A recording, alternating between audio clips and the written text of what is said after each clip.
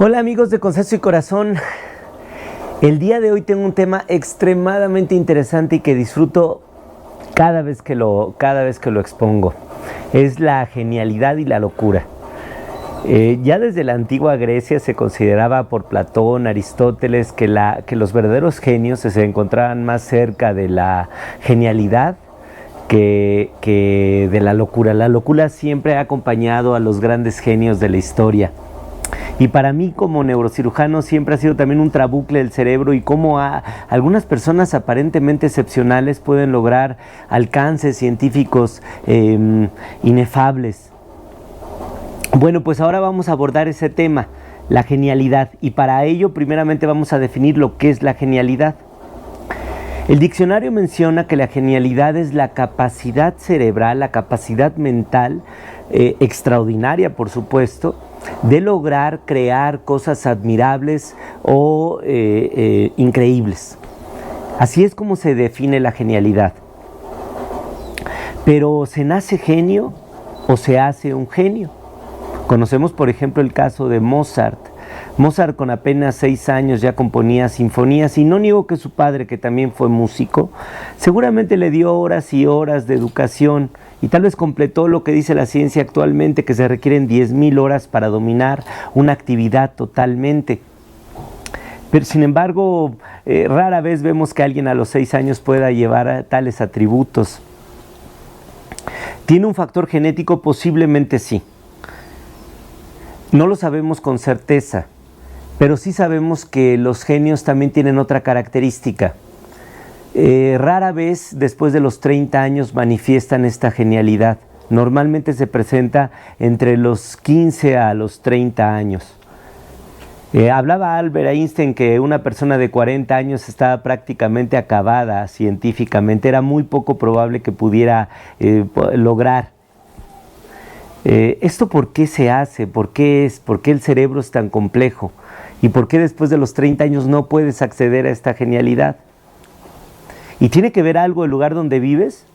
Ortega y Gasset decía que casi el 80% de la posibilidad que tienes de tener éxito en la vida depende de en qué año naces y en dónde naces. Y esto es evidente también para la genialidad. Recordemos a Newton, recordemos a Einstein, normalmente se encontraban en lugares florecientes. Newton se encontraba en aquella época del Imperio Británico, en donde se encontraba en una expansión, en un nivel de vida adecuado que le permitió tener las condiciones de poder desarrollar esta genialidad. Y Einstein en el Imperio Austriaco, también con capacidades y tranquilidad que le permitieron desarrollar ese potencial. Es cierto también que la genialidad acompaña a los imperios. Siempre estos se encuentran marcados por gente excepcional que les ayudó a poder desarrollarse como nación. Y tenemos el caso del Prometeo americano, Oppenheimer, que logró con el proyecto Manhattan terminar con la Segunda Guerra Mundial. Pero la ciencia, ¿qué nos dice acerca de la genialidad? Albert Einstein, por ejemplo, el gran genio, fue estudiado su cerebro y se encontró que el peso del mismo era menor al de lo normal. Un humano promedio tiene un peso de cerebro de entre 1000 a 1200. El de Einstein pesaba aproximadamente 800 miligramos, que no tenía nada que ver con la edad tampoco, porque Einstein era una persona saludable y para un cerebro de tal edad era un cerebro muy pequeño. La universidad de Princeton, donde él trabajaba, decidió hacer una disección cerebral y antes de que se lograra ver, el cerebro de Einstein fue robado. Años después, recuperado, volvió a estudiarse y se encontró que había una peculiaridad en el cerebro. Había una banda que conectaba el lóbulo frontal con el lóbulo parietal. El lóbulo frontal es el indicado para la resolución de problemas y el lóbulo temporal en donde se encuentra la memoria de corto y mediano plazo. Y esta banda de neuronas, esta carretera neuronal, conectaba estas dos partes que lograban esa interconexión y esa potencialidad que tenía el cerebro de Einstein. La educación actual menciona, bajo los estándares del IQ, que la inteligencia se basa en la lógico-matemática y la lingüística. Si no eres bueno para resolver problemas, eres burro. Y obviamente eso deja afuera a los grandes genios de la música, a los grandes genios de la literatura. La educación actual pues basa la genialidad en la capacidad de resolver problemas, pero se ha visto que esto ha cambiado a través del tiempo, y en este 2023 que está acabando, hablamos que la genialidad es algo más. La genialidad es la capacidad de que con la imaginación puedas tener alternativas que te permitan resolver actividades. Es decir, ya no es solamente resolver, ya no son las capacidades técnicas o científicas que puedas adquirir en una universidad, no. Es también la capacidad que tengas de imaginar cosas que no se han creado para que puedas resolver algunas condiciones de la vida diaria. Eso es lo que actualmente se considera de la genialidad. Y va más allá aún la ciencia. Habla de dos factores que pueden predominar en un genio: la capacidad de productividad y el factor Q. La capacidad de productividad es lo que tiene un genio de poder innovar, de poder sacar múltiples creaciones que puedan contribuir. Pero el factor Q es que esta imaginación indómita que tiene el genio se pueda plasmar con realidad, y eso solamente lo tienen unos pocos, y por eso la misma genialidad divide a estas personas excepcionales en dos tipos: en los genios comunes y en los genios inmemorables, los genios que no se pueden olvidar. De los genios comunes pueden clasificarse incluso el propio Stephen Hawking, que aunque desarrolló teorías impresionantemente importantes como la capacidad de ver la radiación que salía de los agujeros negros, no marcó una tendencia o un cambio global en la forma o en el paradigma de pensar de la humanidad. Y sin embargo, genios como Newton o como Einstein vinieron a cambiar la forma en que podemos percibir el universo mismo. Actualmente se basa el sistema IQ en que la genialidad es alguien que tiene más de 130.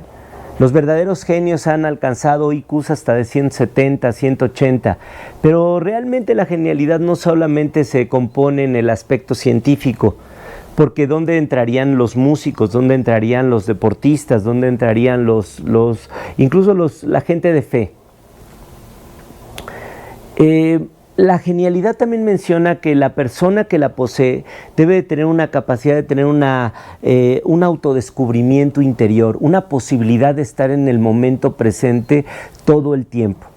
Y esto se basa en la capacidad que tiene el cerebro de crear la realidad. Y para esto tenemos que investigar un poco cómo el cerebro crea la realidad. Y esto lo hace con una teoría, o lo voy a explicar con una analogía, que se llama la caja negra. En la caja negra imaginemos que el cerebro está preso en una caja negra, que evidentemente es el cráneo. Este cráneo no permite que el cerebro interactúe con el exterior.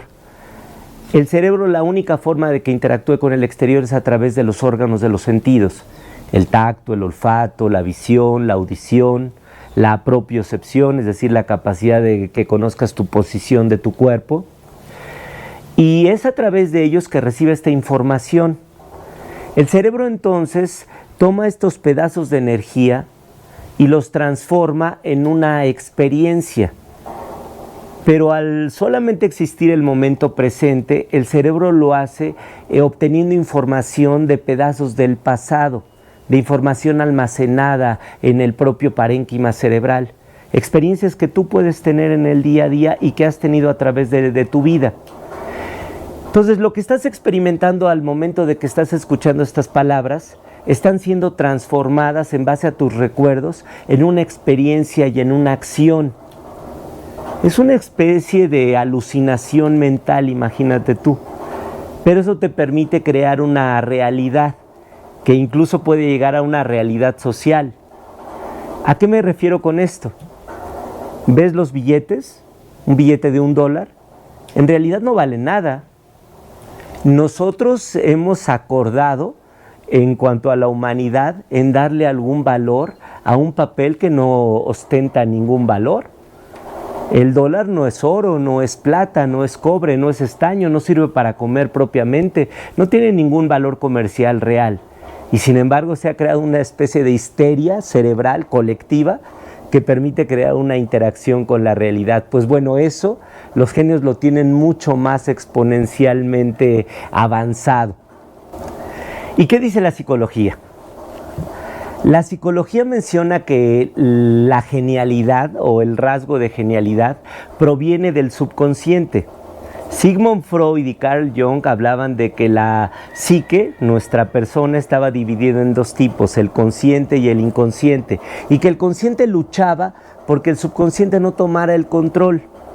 Carl Jung incluso hablaba de un inconsciente subcolectivo, donde se encontraba toda la información habida en la humanidad, una especie de biblioteca de Alejandría cerebral, a la cual podemos acceder si nosotros tenemos las condiciones psíquicas suficientes. Bueno, pues el consciente trata de evitar que esto emerja. La genialidad es la expresión misma del subconsciente que a través del arte, a través de la música, a través de la pintura, a través de cualquier expresión plástica o artística, puede emerger para mostrarse. Esa es la genialidad para Jung. Jung también fue incluso atormentado. Por mal de amores entró en una depresión severa y tuvo que ser ayudado por amigos cercanos para poder emerger también y poder crear estas maravillas como el Libro Rojo, que guardan informaciones esotéricas, psicoanalíticas y científicas que han transformado la forma de pensar de miles. El Instituto Karolinska incluso ha ido más allá. En personas reportadas como genios y también en personas con locura, han hecho estudios paralelos de más de 50 años, desde 1970 hasta el 2013, y se percataron que cerebralmente los rasgos entre esquizofrenia y genialidad eran prácticamente los mismos, emergían de los mismos lugares y de las mismas interconexiones cerebrales. ¿Y qué hay de la locura también? ¿Qué hay de la locura en cuanto al arte? Esto lo iremos descifrando también, pero es importante antes decir que la ciencia menciona que las personas geniales tienen ciertos rasgos y ciertas características. Y lo vamos a ir definiendo también al poner algunos ejemplos de personajes famosos y de genios reconocidos en la historia. Y vamos a empezar con los primeros rasgos que los genios normalmente poseen. Y la primera es la creatividad. La capacidad de poder imaginar o adelantarse al tiempo y a los paradigmas reinantes. Leonardo da Vinci, en 1400, fundó las bases de lo que ahora conocemos como la aeronáutica, fundó las bases del submarinismo, realizó estudios anatómicos que superaban a actuales libros de anatomía y plasmó en el esfumato, por ejemplo en la Mona Lisa, una forma de pintura que desafió todas las leyes reinantes en cuanto al arte. Creó un nuevo paradigma, rompió el tiempo. ¿Y qué me dicen de Newton? Que a los 20 años ya había dado los principios de la álgebra, del álgebra del cálculo, había dicho las leyes de la refracción y partes de la óptica. Siempre la creatividad es algo que acompaña a los genios, siempre porque tienen una confianza de creer en sus sueños, en sus ideales. El gran Carl Sagan y también el gran Richard Feynman, del que vamos a hablar en un momento, mencionaban que no hay genios como tal. Hay personas comunes que se han dedicado devotamente a su sueño, que han tenido la capacidad de investigar, de estudiar, de aprender, tanto sobre un tema que se vuelven tan expertos que empiezan a confiar y empiezan a cambiar paradigmas. No hay nada de especial en la genialidad, según Richard Feynman. Y de este genio quiero hablar ahora. Richard Feynman es un ídolo para mí porque enarbola alguien sumamente curioso y alguien que creyó plenamente que el cambio era posible. Y les explico por qué. Richard Feynman nace en una familia modesta, en un padre que no tenía una educación formal y una mujer que era ama de casa. Pero desde el principio obtuvo dos cosas importantes. Una, el factor de la curiosidad. Su padre le inculcó siempre a creer en la ciencia y en buscar las respuestas. Prácticamente desde los 2 años, Richard Feynman, aún sin poder hablar porque se creía que tenía algún rasgo de déficit de atención, ya que habló hasta los 3 o 4 años, ya resolvía crucigramas, ya empezaba a tratar de armar rompecabezas. Y su madre le dio esa alegría y esa jocosidad que siempre lo caracterizó. Richard Feynman es un bacán, un tipo fuera de serie, un tipo que tocaba los bongos, un tipo que era adorado por las mujeres, era un cosmopolita, un poeta, un jugador de fútbol, un golpeador, etc. Con corta edad y siendo con antecedentes judíos, lo cual para Estados Unidos en ese tiempo era pues mal visto, porque para entrar a las universidades tenían una cuota de judíos que tenían que no excederse, es aceptado en el MIT. Y ahí adquiere un mentor de gran trascendencia, el gran Wheeler. ¿Recuerdan? El que propuso el principio antropocéntrico, en donde que el universo existe porque nosotros estamos en él. Pues él toma de pupilo a Richard Feynman y le empieza a meter la curiosidad por la mecánica cuántica, y Richard Feynman viene a revolucionar esto. Se dice que tenía una sagacidad mental tal que veía cualquier problema como una oportunidad para resolverlo. Todo lo veía como un crucigrama, imagínate. Estaba aficionado a las matemáticas avanzadas.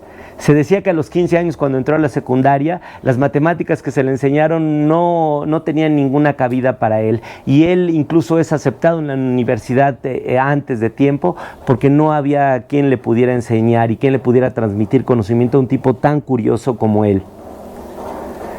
Es tal su capacidad que es invitado por Robert Oppenheimer, también el gran genio, para trabajar en el proyecto Manhattan. Y fíjense que le tocó algo súper interesante de hacer. Le tocó calcular cuál iba a ser el impacto de la explosión atómica. Imagínense, fue el que primeramente propuso que pudiese quemarse la atmósfera por la explosión nuclear, y que Oppenheimer le pidió que en 48 horas pudiera definir si esto iba a ser cierto o no. Finalmente no lo fue. Y vean cómo era de jocoso este hombre, que en la prueba Trinity, cuando explota la primera bomba, él no usa gafas protectoras, porque dice que él tenía la confianza absoluta en que el vidrio protector iba a ser suficiente para que la radiación ultravioleta no afectara las retinas.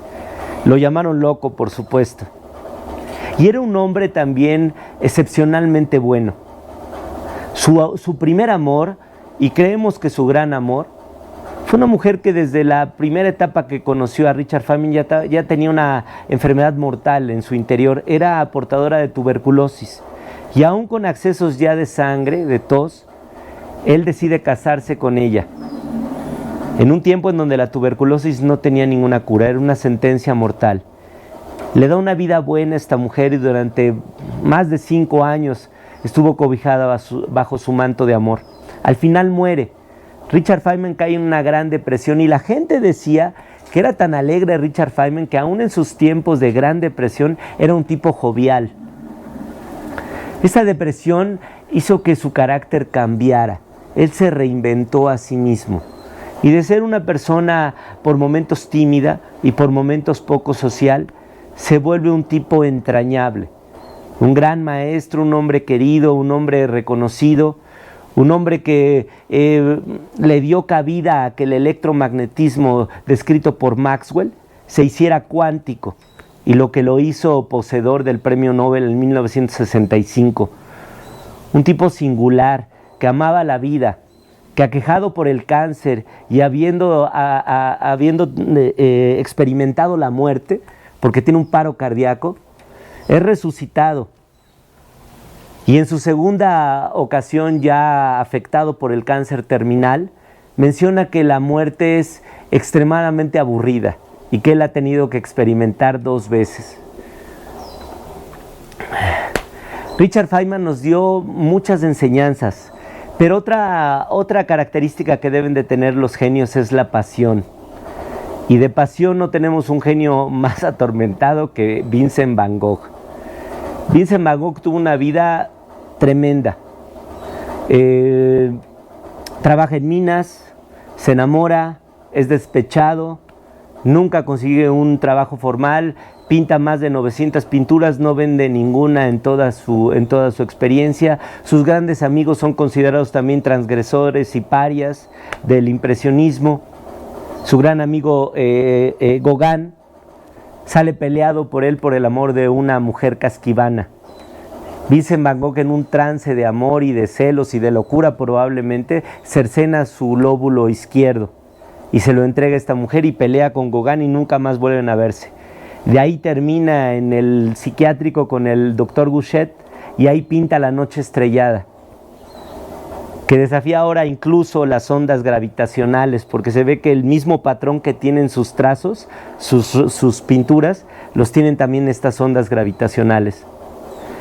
Vincent Van Gogh se ha especulado todo, desde que tenía esquizofrenia, desde que tenía locura inducida por el plomo de las pinturas, desde que era el licor de ajenjo con el que se embriagaba cada noche, o simplemente que era un adelantado a su tiempo, que era un tipo visionario que podía ver la realidad de otra manera. Él mismo lo decía así. Él decía que los trazos venían en sueños, que él era una especie de impostor, que él solamente plasmaba lo que le venían en sueños y él lo hacía de la manera más precisa. Al final Vincent Van Gogh termina quitándose la vida disparándose en el pecho. Del lado derecho no tenía gran conocimiento anatómico y muere 24 horas después en brazos de su hermano Theo Van Gogh diciendo: la tristeza durará para siempre. Lo cual definía, por supuesto, que se encontraba profundamente sumido en una depresión que lo consumía. Tal vez era el amor, nunca lo sabremos. Pero lo que sí sabremos es la tercera cualidad de los genios, y esto es la curiosidad. Y la curiosidad también puede ser infundida desde la tierna edad. Y es importantísimo que esto lo entendamos, porque el cerebro se codifica en los primeros 7 años de vida. Es cuando nosotros podemos sembrar la semilla en nuestros hijos o en nuestra descendencia para marcar una verdadera diferencia y una verdadera genialidad. Y es el caso de Einstein. A Einstein, su padre, mencionas, le dio una brújula y le pareció inaudito que este instrumento marcara siempre hacia un punto. Él no sabía nada acerca del centro magnético terrestre, ni mucho menos, pero sembró esa imaginación en él. Esa imaginación que le vino a cambiar el paradigma de la física newtoniana que había regido las leyes desde 300 o 400 años antes. ¿Y qué me dicen de la curiosidad del gran Robert Oppenheimer, conocido como el Prometeo americano? ¿Por qué lo digo? Porque era un hombre que a los 7 años ya hablaba 2 idiomas, 3 idiomas. Era curioso como nadie. Llegó incluso a estudiar sánscrito. Fue un hombre sagaz porque tenía una capacidad de ver en los demás el potencial para lograr grandes cosas. Y eso no solamente lo tiene un genio, sino también lo tiene un líder. Él pudo captar, por ejemplo, la inteligencia de Richard Feynman, pero también del fabuloso Fermi. ¿Recuerdan la paradoja de Fermi de por qué no hay vida inteligente? ¿Por qué no la hemos encontrado? Pues Fermi lo que nos dijo era que había una paradoja que podía explicarse de varias maneras. Una es que hayamos llegado demasiado pronto al universo, que seamos de las primeras sociedades que están evolucionando y pensantes, y que apenas estamos mandando sondas espaciales cuando todo el universo está en pañales. La otra, que hemos llegado demasiado tarde. Ya todas las sociedades se han autoconsumido por guerras, por tonterías, por lo que vamos nosotros para allá también, y ya no hemos encontrado a nada. Y otras, pues, que el universo no existe, que no hay nada más afuera. Pero estas personas fueron captadas por el gran Robert Oppenheimer para lograr lo que finalmente le llevó a alcanzar la paz al terminar la Segunda Guerra Mundial. Un tipo increíblemente sagaz, complejo también, con terrores nocturnos derivados de los saltamontes. A este hombre se le había tenido traumas y había quedado con esa fobia. Y él mencionaba que lo aterraba por las noches. Pero también lo hizo de una complejidad mental y de un carácter variable. Tenía amantes que conflictuaban su relación personal y lo llevaron casi a la destrucción. Pero dejó legado. Y legado también lo dejan los genios con otra capacidad, que es la perseverancia. Y en la perseverancia no hay nadie mejor para hablar que la gran Marie Curie. Esta mujer tenía hermanas, todas eran científicas. Sus padres les inculcaron en la antigua Polonia la capacidad de la curiosidad también. Y vean por qué es tan importante estos primeros 6 años y por qué es tan importante la educación. Porque los padres somos los que sembramos esto en nuestros hijos. Los maestros somos los que alimentan también esta capacidad. Al ser bastante rigurosos, al ser demasiado obsesivos, le van quitando esas alas a estos niños para poder mantener esta imaginación viva que les va a hacer lograr grandes cosas. Pues Marie Curie no la perdió. Su hermana mayor es la que gana la posibilidad de ir a la universidad y ella, aunque era superior en cuanto a su conocimiento científico, tuvo que esperar 3 años más para hacer su sueño realidad y llegar a París y poder empezar a investigar. Las mujeres en ese entonces eran casi prohibido o era poco probable que triunfaran. Y ella encuentra no solamente el triunfo, sino el amor, y lo encuentra al lado de su esposo, Pierre Curie. Ellos dos mantienen esta relación cuasi mágica porque no solamente se entendían perfectamente en lo científico, sino también tenían una curiosidad indómita que los lleva a descubrir el radio. Esto que ahora nos permite hacer los rayos X, pero que también llevó a las situaciones nucleares, pues ellos lo hicieron. Y eso la hizo obtener su primer premio Nobel. Años después, también por la invención del polonio, le dan el segundo premio Nobel, pero ahora de química. Una mujer que hasta sus últimos años en la ancianidad seguía trabajando en el laboratorio. No importó que su amado haya sido aplastado por la pata de un caballo. Eso nunca la frenó. Nunca buscó tampoco el reconocimiento, nunca buscó la fama. La patente del radio ella la regala a la humanidad. Ella la dona como su característica de infinita generosidad, que es también otra capacidad que tienen los genios. No buscan el deseo de trascender por ellos mismos. Ellos solamente buscan conocer. Y otra característica de los genios también es la disciplina. Y en esta, pues, también, ¿quién la podría enarbolar? No hay otro que el genio de Tesla. Tesla venía de Europa y llega a Estados Unidos en la miseria, por supuesto, una Europa devastada. Él llega a Estados Unidos solamente con una maleta y una carta de recomendación de un socio que manejaba los negocios de Edison en Europa. Esta carta decía solamente unas frases para el propio Edison y le decía: señor Edison, yo solamente he conocido 2 personas sobresalientes, genios en mi vida. Una es usted y el otro es el poseedor de esta carta.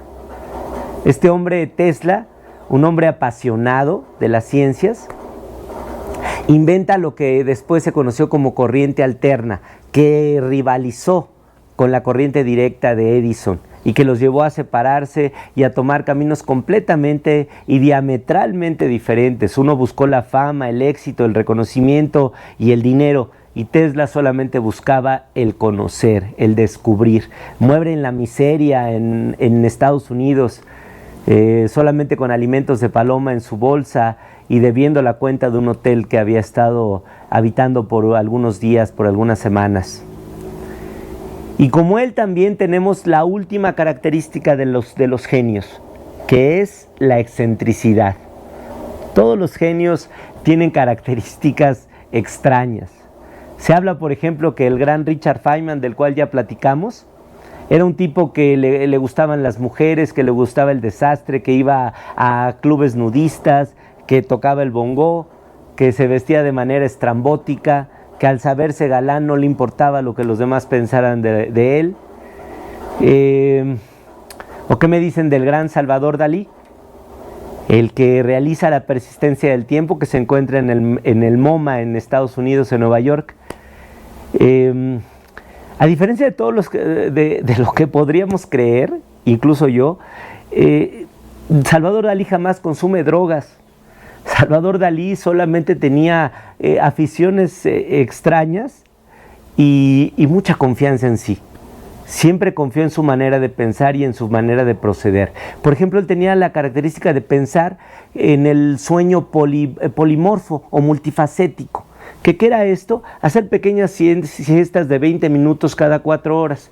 Y con esto se dormía con un plato amarrado a sus manos, con un hilo. Y al momento de que él empezaba a quedarse dormido, dejaba caer el plato y lo despertaba. Él decía que entre sueños, que al empezar el sueño, él tenía estas proyecciones de los relojes, cómo se iban derritiendo, de estas figuras estrambóticas y rocambolescas que aparecían en su mente de la nada y que llegó a crear estas obras de arte que ahora todos admiramos. Pero también lo hacía pasear un oso hormiguero por el metro de Nueva York, importándole un bledo. El hombre enamorado de Gala, su musa eterna, que tenían una relación sexual también bizarra, por decirlo menos. Ambos con amantes, ambos con características al límite. De Dalí también se decía que era bisexual. Y también en esta capacidad de excentricidad tenemos al gran Schrödinger.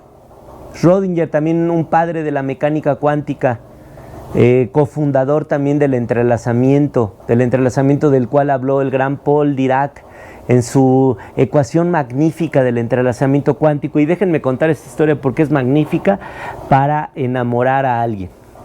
Ahí les va. El entrelazamiento cuántico dice que si dos partículas están unidas en origen, imagínense ustedes en una supernova, este helio este hidrógeno que está quemando nuestra estrella nodriza, que es el Sol, este hidrógeno va a dividirse en elementos más pequeños, pues estos elementos ya se subdividieron de la molécula original. Pues estas dos moléculas formadas, aunque se separen millones de años, imaginemos que el Sol, llegando a su término, explota como una supernova. Y estas dos partículas quedan separadas por millones de kilómetros de años de luz. Pues dice la mecánica cuántica que cuando una de ellas se mueva, la otra se va a mover. Y esto se predice mediante la ecuación de Dirac, que es la ecuación del amor. Porque cuando le dices a alguien que la amas, le dices que donde ella esté y donde ella habite, tú habitarás también, porque eres su espejo. Porque solamente a través de ella pudiste conocerte a ti. Bueno, pues Schrödinger participa en este tipo de ecuaciones y era un tipo fenomenal también. Se vestía de escalador porque a él le encantaba andar por las montañas, pero así también llegaba a la ópera, así también llegaba a dar las lecturas, a él le importaba un bledo. Él decía que todo era una onda, que tú y yo éramos ondas. Y eso actualmente se sabe por la teoría de cuerdas, que solamente somos pequeños haces vibracionales que al moverse de determinada forma hacen una especie de sinfonía cósmica y nos crea a ti y a mí y al universo. Schrödinger pensaba eso. Y también nos dio otro experimento fenomenal que fue el gato de Schrödinger. Aquel donde dice que si tú pones un gato dentro de un contenedor con una molécula de isótopo radioactivo que se puede activar al abrir el compartimiento, ese gato pudiera estar vivo y muerto a la vez. Las paradojas, ¿no? Por eso Einstein decía que la mecánica cuántica era algo incomprensible. Schrödinger muere buscando también la teoría del todo, el poder ensamblar a la mecánica cuántica, a la física, al modelo estándar, con la física relativista de Einstein, pero tampoco no lo logra. Y bueno, ¿qué creo yo finalmente? Yo creo que la definición de lo que es la genialidad nos dice realmente lo que es. ¿Es una capacidad cerebral? Cierto. La genialidad proviene del cerebro. no hay de otra. Este cerebro es igual en todos, este cerebro es igual en ti y en mí y en cualquiera, no hay ningún atajo. Este cerebro está hecho para recibir información del exterior y transformarla en una experiencia. Esta experiencia se da en base a nuestros recuerdos, pero estos recuerdos formaron tu personalidad. Entonces, en realidad, tu presente, tu realidad, es el concepto que tienes de ti mismo y el modelo de la realidad. Lo que tú piensas de ti y cómo interpretas al mundo es lo que va a forjar lo que tú eres. Si te basas en eso y entiendes que el cerebro está capacitado para poderse reconfigurar, tú puedes volverte un genio. No hay límite, no hay edad, no hay excusa. Ya has tenido el privilegio de vivir, de millones de espermatozoides, de millones de posibilidades. Tú fuiste el elegido por alguna sincronicidad universal, holística o religiosa. Tú apareciste y tú tienes un cerebro maravilloso que te permite interactuar con la realidad, que te permite forjarte una realidad. Cabe en ti la posibilidad de cambiarla. No importa quién seas ahorita, no importa qué tan hundido estés o qué tan bien estés o qué creas que eres, tú puedes ser lo que tú quieres. ¿Quieres ser un genio? Estudia, aprende, concéntrate, comprométete. Un hábito se forja en 28 días, eso lo dice la ciencia. Una carretera neuronal se puede lograr. Y la magnificencia o la maestría en cualquier actividad se logra después de 10,000 horas de hacerlo. No hay límites. El límite eres tú mismo. La capacidad de creer en ti. Entender que la perseverancia es la capacidad más noble del genio. Eso es lo que se debe de entender. Y a veces, como dijo el gran Waldorf Emerson, solo en la mente de los genios volvemos a encontrar nuevamente nuestra genialidad perdida. Todos somos genios porque todos hemos tenido ideas maravillosas. Todos hemos visto que tal vez ya habíamos imaginado aquel descubrimiento que ahora hicieron. Tú ya lo habías imaginado, solamente no creíste que era capaz de hacerlo. Solamente que no creíste que tú fueras capaz de hacerlo. Eso puede cambiar. Cree en ti, decide hacerlo, decide entender que la ciencia te puede ayudar, pero que es en tu corazón donde reside la grandeza. La genialidad, pues, es entender que no es aquí donde está, es acá donde está. Es donde surge la pasión, la entrega. Lo que hace a los grandes es que creyeron en su sueño. Aunque fueron llamados locos, transgresores, psicópatas, ellos no renunciaron a eso, nunca buscaron una recompensa económica, un triunfo, un laurel, no. Buscaron conocer, buscaron descifrar y sobre todo buscaron creer. De eso se construyen los sueños. Shakespeare lo decía. Estamos hechos de lo que hacen los sueños, de lo que se hace el universo. De esos átomos tú estás hecho. Tú no llegaste a la Tierra, tú emergiste de ella, tú eres parte de ello y puedes cambiarlo. Así que tal, atrévete a hacerlo. Es el momento, creo yo, de una revolución no económica, no intelectual y por supuesto no política. Estamos ante una revolución de despertar de conciencias, de entender que tú eres el arquitecto de tu propio destino, que tú eres el comandante de ese pequeño velero llamado existencia y de que este viaje maravilloso llamado vida, tú mismo eres el responsable de ella. Pues hasta otro capítulo de Conceso y Corazón nos quedamos con esta filosofía eterna. Schopenhauer decía que la genialidad está mucho más cerca de la locura que la locura de la ignominia. Edgar Allan Poe decía que los genios son seres incomprendidos y sumidos en la tribulación. ¿Y saben por qué? Porque Edgar Allan Poe sabía que las tormentas se llevan a cabo en el océano, no en los charcos. Las mentes brillantes tienen tribulaciones, igual que tú, igual que yo. Pero estas tribulaciones no te deben de dominar.